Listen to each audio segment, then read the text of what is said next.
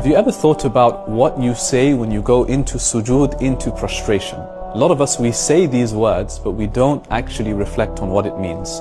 When we go into sujood during the prayer, we say, Subhana Rabbi al-A'la. It's a very, very short phrase, but it means, how perfect is my Lord, al-A'la, the Most High. It's one of Allah subhanahu wa ta'ala's names, the Most High, right? Now, why do we say that in sujood? I want you to think about this very carefully.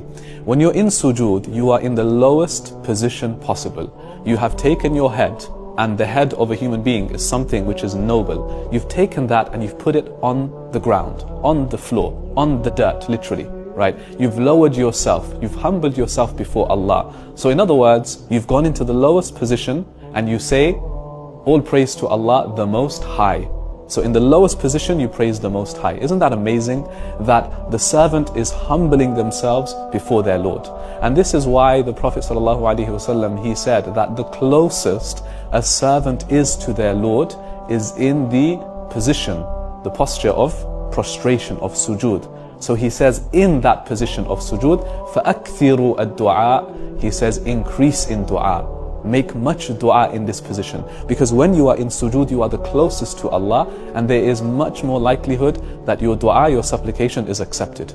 So get into a habit of making dua to Allah whilst in sujood. There's much more likelihood that that dua will be accepted. But also reflect on those words that you say in sujood, because humility is key in that relationship between a servant and his master and his Lord. There is nothing that epitomizes humility and khushu' more than sujood, humbling yourself before Allah, making that request, that supplication before Him, and Allah will indeed, inshallah, respond to your dua when you make it in sujood with humility.